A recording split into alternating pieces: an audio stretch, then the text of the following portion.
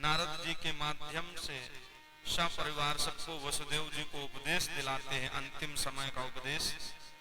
और फिर अपने शरीर को अपने आप में लीन करते हुए भगवत धाम को, अपने स्वधाम को जाते हैं। और फिर कैसे परीक्षित जी अपने स्वधाम को जाते हैं, तो आज की कथा में आप यही सब श्रवण करेंगे कि कामस्तु वासुदेवांशो दग्धा प्रागरुद्रमन्युना देहोपपत्तये भूयास् तमेव प्रत्यपद्यत। कामस्तु वासुदेवांशो, बहुत सरल बात है। भगवान सबको सब कुछ नहीं देते। जहां किसी वस्तु का प्रभाव होता है वहां किसी वस्तु का अभाव भी होता है। देखिए, एक जवाबदारी आप लोगों की ये बनती है कि अगल बगल शोर कोई करे तो आपको ही डांट के शांत कर देना है, या तो फिर, है ना। और बच्चे एक जगह जब बैठते हैं तब शोर करते हैं। यदि एक एक अलग अलग बैठा देंगे ना थोड़ी थोड़ी देर में, तो शोर नहीं करेंगे, ज्यादा देर तक टिकेंगे भी नहीं, भाग जाएंगे। तो ये जो व्यवस्थापक हैं उनकी जवाबदारी है। और आप ऐसा नहीं करते तो फिर परीक्षित जी का भी ध्यान इधर उधर भटकता है और कथा में भी, है ना, जो शांति चाहिए फिर वो शांति नहीं मिलती। बोलो राधे राधे। बच्चा लोगों को एक जगह बस न बैठने दिया जाए, अलग अलग करके बैठा। नहीं, बच्चे तो जरूरी हैं, ज्यादा नहीं है किसी के। ऐसा बच्चों के लिए तो करते हैं, सही बात है। आप पूजा पाठ जब तक अनुष्ठान, है ना, तो बच्चे तो जरूरी हैं, कथा में भी जरूरी हैं, पर प्रयास ये रखिए कि थोड़ा सा शांत रहे। और दूसरी बात ये भी, बच्चे ना शोर करेंगे तो कौन करेगा। पर अपन बच्चों को भी शांत रखें और कथा में भी ध्यान दें, ऐसा प्रयास करिए। बोलो भक्त वत्सल भगवान की जय। जय जय श्री राधे। बड़ी सुंदर बात कहते हैं, कामस्तु वासुदेवांशो दग्धः प्रागरुद्रमन्युना। जहां किसी वस्तु का प्रभाव होता है वहां किसी वस्तु का अभाव भी होता है। कहते ना, सबको सब कुछ नहीं मिलता। जिसको पैसा बहुत मिलेगा तो उसको भगवान रोग भी दे देते हैं कि पैसा तो रहेगा पॉकेट में पर खा नहीं पाओगे। और जिसको भगवान भूख देते हैं, खूब पचाने की शक्ति देते हैं, तो उसकी जेब में पैसे नहीं हुआ करता तो खाएगा कहां से। जिसके 10-10 मकान है ना, उनके रहने वाली औलाद नहीं होती, संतानें नहीं है। कहीं इसको गोद लेने को सोचते हैं, कहीं उसको लेते हैं। और जिनके खूब बाल बच्चे हैं उनके रहने के लिए मकान नहीं। जिनके सुंदर मखमल के बिस्तर होते हैं, भगवान उनकी नींद पहले चुरा लेते हैं। और जहां बिछाने का ठिकाना नहीं है, मच्छर इधर से काट रहा उधर से काट रहा, वो कहीं भी जाके सो जाता, उसको नींद भी आ जाती। जिसके जितने ज्यादा चाहने वाले होते हैं, मित्र होते हैं, प्रशंसा करने वाले होते हैं, उसके उतने अधिक जलने वाले शत्रु भी होते हैं। और जरूरी नहीं है किसी कारण से ही शत्रु बन जाएं।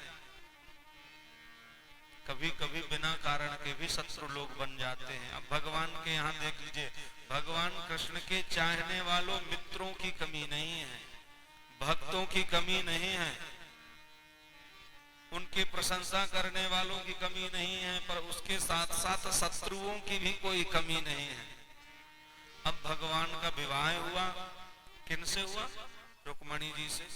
अपने घर द्वारिका आए और 1 वर्ष बाद पुत्र रत्न की प्राप्त हुई, रुक्मणी जी के बेटा हुआ।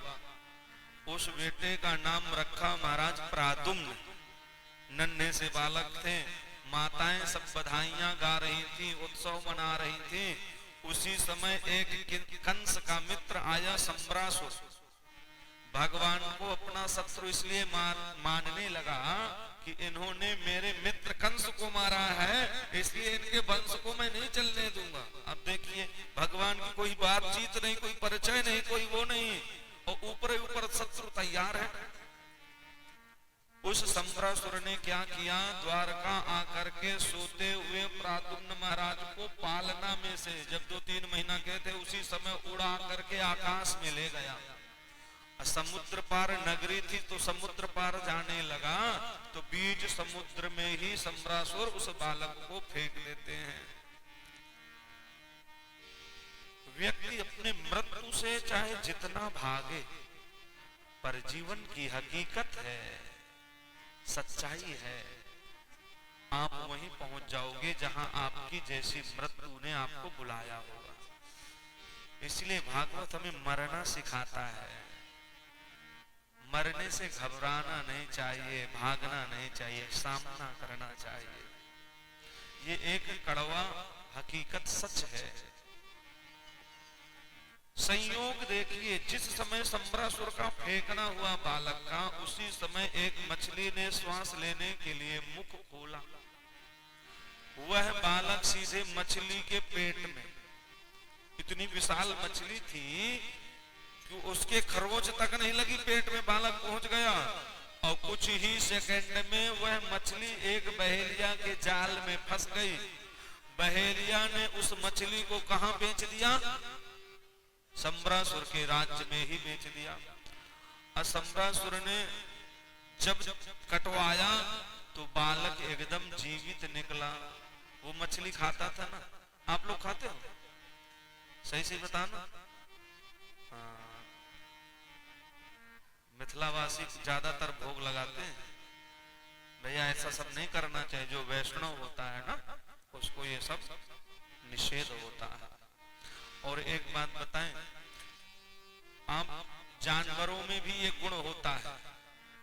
जो जानवरों में खाता है ना, वो मांस नहीं खाता, पर जो जानवर जीभ से चाट के पानी पीता है वो मांस खाता। जैसे कुत्ता हो गया, शेर हो गया, है ना। और गाय भैंस को देगा तो खाएगा? नहीं खाएगा। एक आदमी ही है ऐसा कि सब कुछ खा लेता है, और ज्यादा समझाओ तो आपका दिमाग भी खा जाता है। हाँ, कुछ भी रख दो सब खाने को तैयार है।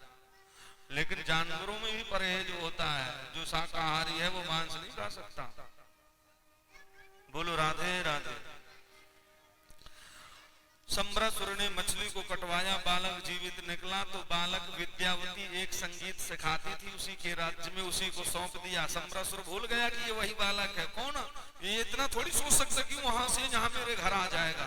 पर मृत्यु जब होती है जहां से, वो वहीं पहुंच जाता है। और धीरे धीरे वह बालक जब बड़ा हो गया तो नारद जी ने कहा, ये जो विद्यावती सेवा करती है आपकी, मालूम है ये कौन है? विद्यावती से पूछा, जिनकी आप सेवा करते हो मालूम है ये कौन है? विद्यावती ने कहा, पता नहीं। बोले, ये आपके पति हैं, पति। विद्यावती जिसने पालन करके बड़ा किया, पति हैं। विद्यावती ने पूछा, वो कैसे? बोले, आप अपना पूर्व जन्म का, पहले का जन्म आप स्मरण करिए। आप पूर्व जन्म में रति थी और आपके पति कामदेव थे। जब देवताओं के कहने से कामदेव ने भगवान भूत भावन भोलेनाथ की समाधि को भंग किया कि जब शिव तीसर नयन उघारा, चितवत काम भयउ जरि छारा। तीसरे नेत्र को भगवान ने जैसे क्रोध में खोला, वैसे ही आपके पतिदेव जल करके भस्म हो गए। आप विलाप करने लगे, रुदन करने लगे। तो भूत भावन भोलेनाथ शिव जी ने कहा, अब तो आपके पति नहीं मिलेंगे, पर जब यदुवंश कृष्ण अवतारा, जब द्वापर युग आएगा, भगवान का अवतार होगा कृष्ण के रूप में, तब आपके पति उनके पुत्र के रूप में आपको प्राप्त हो जाएंगे। देवी, ये कोई और साधारण नहीं, भगवान का अवतार हो चुका है और ये भगवान कृष्ण के ही पुत्र हैं। फिर क्या था, कम ही समय में धीरे धीरे धीरे धीरे जल्दी से बड़े हो जाते हैं महाराज प्रद्युम्न, और शंबरासुर से युद्ध छेड़ दिया और शंबरासुर का वध करके अपनी पत्नी रति को लेकर के सीधे कहाँ आ गए, द्वारिका आ गए। बोलो भक्त वत्सल भगवान की। रुक्मणी मैया ने सुंदर आरता किया और कन्हैया से कहते हैं, प्रभु आज यदि मेरा बेटा जीवित होता ना तो इतना ही बड़ा होता। गोविंद कहते हैं, देवी होता नहीं, अभी तो ये हमारा ही बेटा है। फिर बड़ी प्रसन्नता हुई। पर देखिए, जो छोटे थे जब इनका हरण हुआ, जब आए तो बड़े हो गए थे, तो जो बीच में समय छोटे से बड़े होने में लगा, इसी बीच में भगवान के 16,107 विवाह और हो गए। दूसरा विवाह भगवान का जामवती के साथ संपन्न हुआ। तो प्रश्न कहते, जामवती जी कौन है? जामवती है जामवंत जी की पुत्री। जामवंत के वचन सुहाए सुने हनुमान हृदय अति भाई। ये वही जामवंत जी हैं जो त्रेता युग में भगवान राम की युद्ध में सहायता की थी। अब देखिए, भालू की बेटी तो भालू ही होगी। फिर कहते हैं कि ऐसा संयोग कैसे बना कि भगवान ने विवाह किया?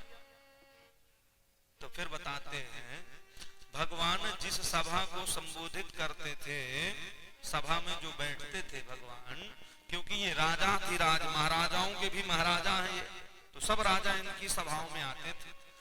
उस जिस सभा को ये संबोधित करते थे, उस सभा का नाम है सुधर्मा सभा। और सुधर्मा सभा का मतलब होता है उस गद्दी में वही बैठ करके सभा संबोधित करने का अधिकारी है जिसके जीवन में किसी भी प्रकार का कलंक न लगाओ, है ना? क्या न लगाओ? कलंक न लगाओ। उसी सभा को भगवान संबोधित करते हैं। एक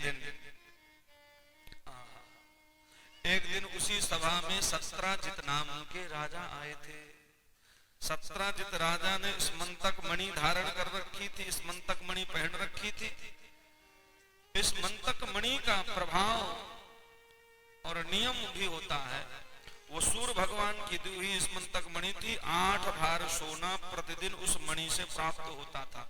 8 भार सोना का मतलब ये समझ लीजिए 2 कुंटल सोना उस मणि से निकलता था। सत्राजित जिस मणि को पहने हुए थे, तो भगवान कृष्ण ने सभा संबोधित होने के बाद में कहा, देखो राजन, ये बड़ी बहुमूल्य कीमती मणि है, आप चाहो तो इसको खजाने में जमा कर सकते हो, क्योंकि इसकी देखभाल के लिए भी जितनी कीमती वस्तु होती है उसकी सुरक्षा उतनी ज्यादा होनी चाहिए। लेकिन सत्राजित ने मना कर दिया कि हम अपनी वस्तु क्यों किसी को दे। एक प्रकार से भगवान ने ये सही कहा था कि गलत कहा था? वैसे तो अभी तो गलत ही लग रहा है कि भाई कोई किसी की वस्तु, हम आपसे कहें आप अपनी वस्तु दे दो तो क्यों दे दो?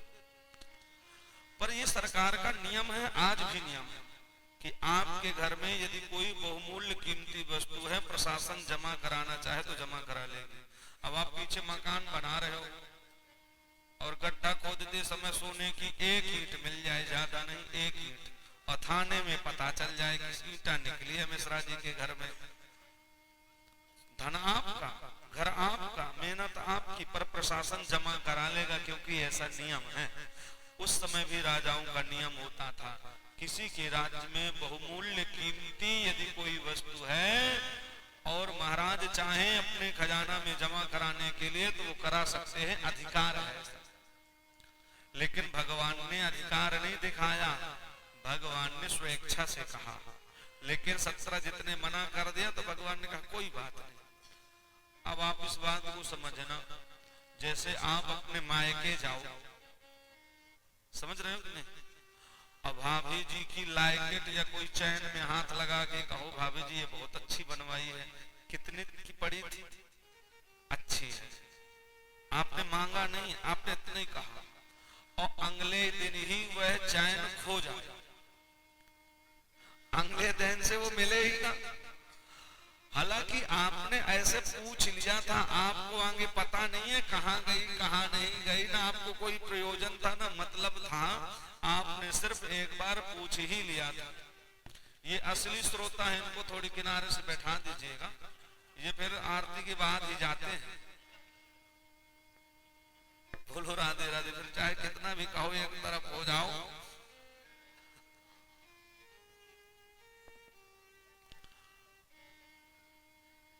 बोलो भक्त वत्सल भगवान की जय। कृष्ण कन्हैया लाल की जय। तो कहने का अभिप्राय आपने पूछा, फिर अगले दिन से यदि न मिला तो कहीं न कहीं भाभी को लग जाएगा, कहीं ऐसा तो नहीं कि मेरी नंदरानी ही कुछ गड़बड़ सड़बड़ कर दिए। भले वो ना कहे पर कभी कभी मन में आ जाएगा कि नहीं आ जाएगा। उसी प्रकार से भगवान ने 17 दिन से कहा और अगले दिन उनके प्रसेन, उनके भाई का नाम था प्रसेन, मणि को पहन करके शिकार खेलने के लिए गए, लौट के आए ही नहीं। और जब लौट के आए नहीं तो 17 को बार बार लगता था ऐसा तो नहीं कहीं कन्हैया मांग रहे थे हमने दिया नहीं तो उन्होंने ही कुछ करवा दिया हो, मेरे भाई का मणि रख लियो। ये क्या कलंक लग रहा है। कहते ना भादों की चौथ का चंद्रमा नहीं देखना चाहिए, नहीं कलंक लगता। और यदि कोई गलती से भादों की चौथ का चंद्रमा देख ले तो यही कथा सुन लेनी चाहिए जो अभी सुना रहे हैं। इस कथा सुनने से उस चंद्रमा के देखने का दोष समाप्त हो जाता है, नहीं तो कलंक लगता है। चौथ की 12 महीना की है लेकिन भादों में ज्यादा दोष माना गया। हाँ तो वैसे आप भी सही कह रहे हैं, पर भादों की चौथ का चंदा तो दूषित से पूरा होता है। तो उस समय दोष की निवृत्ति के लिए यही कथा श्रवण कर लेनी चाहिए। इसमें भगवान को कलंक लगा है। यह बात 17 ने किससे बताई? अपनी श्रीमती जी से कही। लग रहा है भगवान कृष्ण ने कुछ करवा दिया मेरे भाई को, क्योंकि मैंने मणि नहीं दी थी और किसी से नहीं कहा। और करने करने जपा जपा। आप तो जानते हो माता जी, माताओं का स्वभाव होता है, आपने कोई इम्पोर्टेंट जरूरी बात बता दी जो नहीं बतानी चाहिए थी, वो बता दी तो कोई गलती नहीं की। अब बताने के बाद यदि कह दिया ये बात किसी से भी मत कहना, भूल करके किसी को बता मत देना, तब आपने ज्यादा गलती कर दी। अब तो वही बात बार बार दिमाग में आएगी, जब तक बता नहीं देंगे तब तक बोध ही नहीं लगेगा। इसमें माताओं को श्राप भी लगा है। जब महाभारत के बाद युधिष्ठिर जी सब अपने पितरों को पिंड दान दे रहे थे, माता कुंती बगल से खड़ी थी। बाद में कहते हैं बेटा एक पिंडदान कर्ण के नाम का भी कर दो। तो कहा भैया वो कर्ण हमारे गोत्र का नहीं, हमारा कुछ नहीं, कैसे कर दे? तो बाद में माता कुंती ने कहा ऐसे मत बोलो, ऐसे मत कहो, वो भी तुम्हारा ज्येष्ठ भ्राता था, तुम्हारा भाई था। और जैसे यह बात धर्मराज युधिष्ठिर जी ने सुना तो कहा माँ इतनी बड़ी बात आपने छुपाई कैसे? आज यदि हमें पहले बताया होता तो आज वो हमारा भाई हमारे बीच में होता, हमारे पास होता। मैं श्राप देता हूं, कोई भी गंभीर बात माताएं ज्यादा देर तक छुपा के नहीं रख पाएंगे। आप विक्स होता ना, विक्स थोड़ा सा आंख में लगा के पहुंच जाओ, रोने का नाटक कर लो, उसमें तो अपने आप आंसू निकलने ही लगते हैं। और फिर तो माताओं से जहां पेट की बात पूछ लो सब बता डालेंगे। बोलो राधे राधे। तो यही उन्होंने अपनी श्रीमती से कहा, श्रीमती जी से अपने सहेली से कहा अच्छा है कि ये आदत विशेष होती है, देखो ऐसी ऐसी बात है, पर तू किसी से कहना नहीं। बोले ना ना, ना मेरा तो स्वभाव तू जानती है, मैं तो कहीं मैं भूल गई, मेरी तो आदत ही नहीं है। अच्छा थोड़ी देर में वो भी दूसरे से बता देंगी और वहां भी ऐसे कह देंगे। बोले ना ना ना, मैं कभी किसी से, अब तो सुनने को पाएगी ही नहीं दोबारा। अब फिर वो तीसरे से कह देंगे। ऐसे ऐसे कानों कानों में पूरी द्वारका में हवा की तरह बात फैल गई। आज जब कन्हैया को मालूम चला, बोले हे भगवान मुझे मणि का कोई दूर दूर तक पता नहीं है, मुझे को अब जस लग गया, कलंक लग गया। फिर भगवान सुधर्मा सभा में नहीं बैठे क्योंकि कलंक लग चुका था। कुछ सेना को लेकर के, मंत्रियों को लेकर के सीधे मणि की खोज के लिए जब निकल पड़े तो चलते चलते जंगल में क्या देखा कि कृष्ण का जहाँ पे शव पड़ा था वहां पे सिंह के पंजों के निशान बने हुए थे। आगे सिंह के पंजों के निशान के माध्यम से गए तो एक जगह देखा सिंह भी मरा पड़ा हुआ है, वहां पर रीछ के पंजों के निशान बने हैं। आगे चल के गए तो जाकर के देखते एक सुंदर सी गुफा है, उसी में जामवंत जी की पुत्री जामवती उस मणि से खेल रही है। भगवान ने मणि मांगी, जामवंत जी आ जाते हैं, युद्ध छिड़ जाता है और 28 दिन तक युद्ध चला। कितने दिनों तक? जामवंत जी की नस नस ढीली हो गई। अचानक दृष्टि हृदय में पड़ी, वक्षस्थल पर पड़ा, ओ आप तो मेरे राम जी हैं, आप कन्या को भी स्वीकार करिए, दहेज में मणि को भी स्वीकार करिए, क्योंकि हमारे सनातन धर्म में प्रभु यदि हम कन्या को कोई वस्तु दान दे देते हैं तो दोबारा लेते नहीं है, इसलिए आप कन्या भी स्वीकार करिए, दहेज में मणि को भी स्वीकार करिए, आप तो मेरे राम जी हो। कैसे जान गए?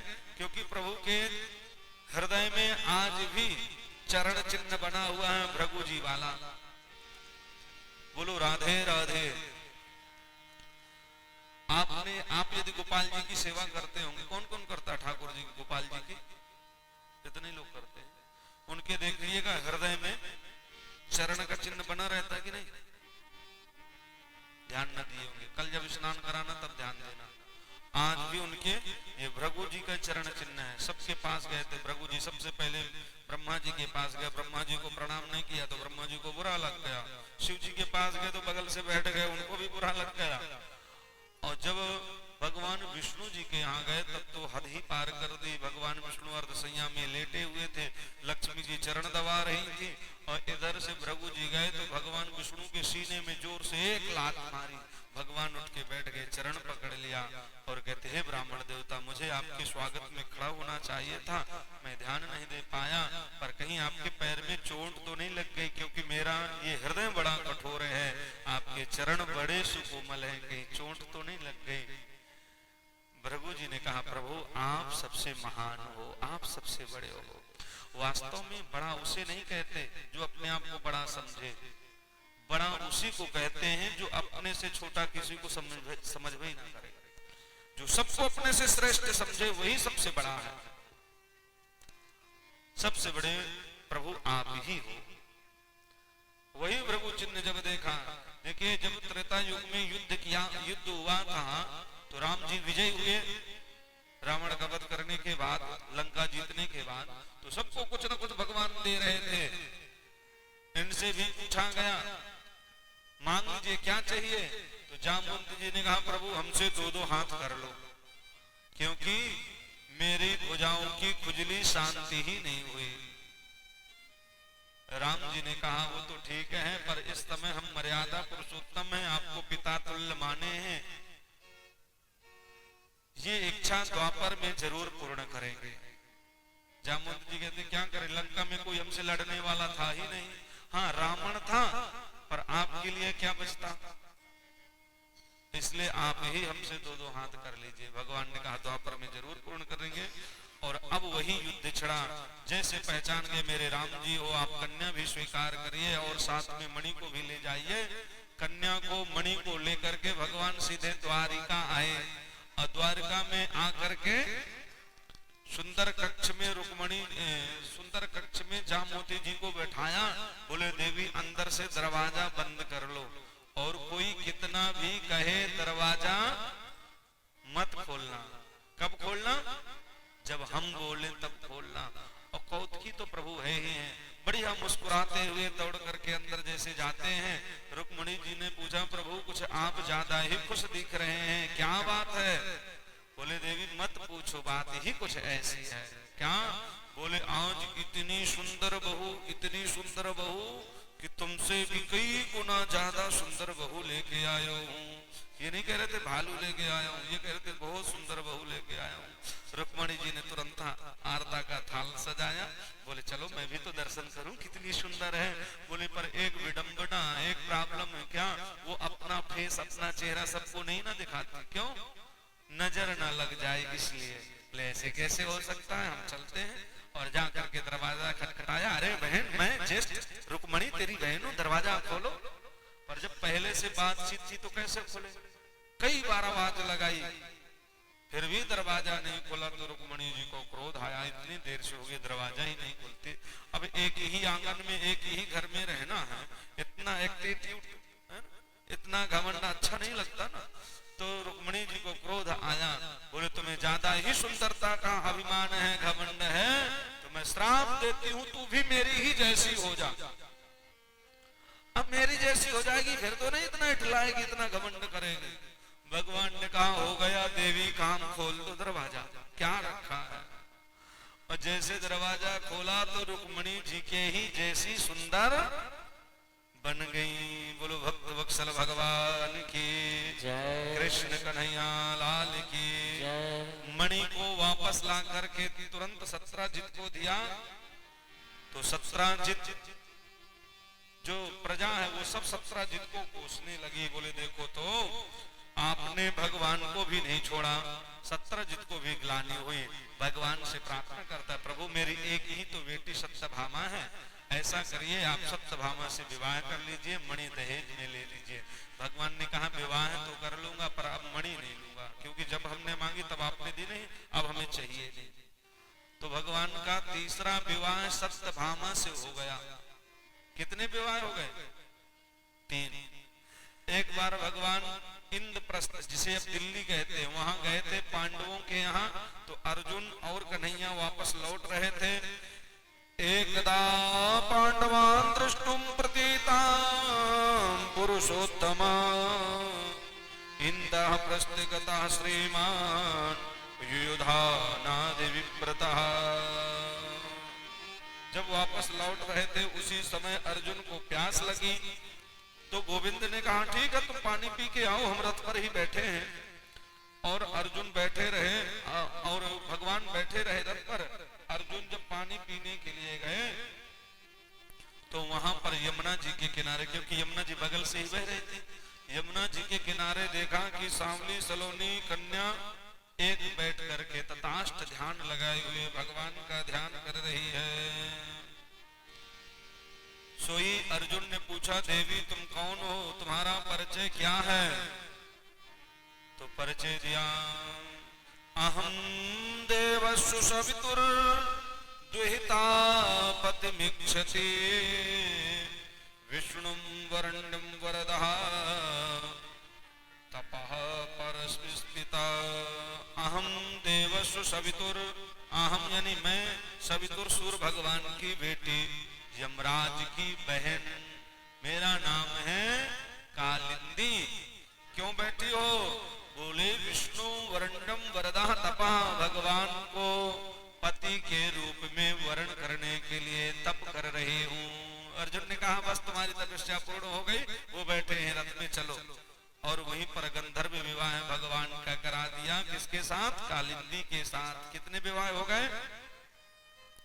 5वां विवाह भगवान का मित्रविंदा के साथ संपन्न हुआ और 6वां विवाह सत्या के साथ संपन्न हुआ, 7वां भद्रा के साथ में और 8वां विवाह भगवान का लक्ष्मणा के साथ में संपन्न हुआ। ये भगवान की अष्टपटरानियां कहलाई हैं। 8 प्रकार की प्रकृति ही भगवान की अष्टपटरानियां हैं। 8 प्रकार की प्रकृति कौन कौन सी होती है? पृथ्वी, जल, अग्नि, हवा, आकाश, बुद्धि, अहंकार और चित्त। ये 8 प्रकार की प्रकृति ही भगवान की अष्टपटरानियां हैं। भगवान एक दिन अपने द्वारका में थे, उसी समय कुछ राजा आए और अपनी अपनी कन्याओं की रक्षा की गुहार लगाई और उन्होंने बताया व्योमासुर नाम का एक दैत्य है। व्योमासुर क्यों नाम है? क्योंकि पृथ्वी से उत्पन्न हुआ। व्योमासुर नाम का दैत्य हमारी कन्याओं का हरण कर लेते हैं, अपने कैद में रख लेता है और एक संख्या रखी कि जब इतनी हो जाएंगी तो एक साथ मैं विवाह करूंगा। बोलो राधे राधे। राधे राधे। आप उनको उनके कैद से, कन्याओं, हमारी कन्याओं को व्योमासुर के कैद से मुक्त कराइए। तब भगवान युद्ध करने के लिए जाते युद्ध छिड़ जाता है, क्योंकि पृथ्वी का बेटा था। पृथ्वी ने और नारद जी ने पृथ्वी को बता दिया कि आपको कृष्ण के अलावा आपके पुत्र को कोई और नहीं मार पाएगा। तो पृथ्वी देवी ने भगवान से कहा, लाला तू मेरे पुत्र को मारेगो? तो गोविंद ने कहा, नहीं, जब तक आप नहीं कहोगे तब तक आपके पुत्र को नहीं मारेंगे। और पृथ्वी की ही अवतार सत्यभामा है। आज जब युद्ध करने के लिए जा रहे थे तो अकेले नहीं गए, सत्यभामा साथ में तैयार थी तो साथ में लेके गए। वैसे तो लेके नहीं जाते, पर आज सोचा ज्यादा जरूरी है। जब व्योमासुर से युद्ध छिड़ा तो भगवान अपने आप का बचाव कर रहे थे, प्रहार नहीं कर रहे थे। सत्यभामा व्याकुल होके बोल पड़ती, प्रभु इस दुष्ट को मार क्यों नहीं देते? और जैसे कहा मार क्यों नहीं देते, वैसे ही एक ही प्रहार में गोविंदाय नमो नमः कर दिया। बोलो भक्त वत्सल भगवान की जय, कृष्ण कन्हैया लाल की जय, हर हर महादेव शंभो। और वध करने के बाद जितनी भी कन्या व्योमासुर के कैद में थी, सब कन्याओं को मुक्त कर दिया, कैद से निकाल दिया। और भगवान कहते, देवियों अब आप अपने अपने घर जा सकते हो, स्वतंत्र हो। तो उन कन्याओं के नेत्र सजल हो गए और ठाकुर जी से प्रार्थना की, आप भले हमें व्योमासुर के कैद से मुक्त कर दिया, पर हम समाज से मुक्त नहीं हुए। चूंकि हम व्योमासुर के कैद में थी, जेल में थी, इसलिए हमसे अब कोई भी राजकुमार विवाह नहीं करेगा। और यदि विवाह भी कर लिया तो ताने मार मार के परेशान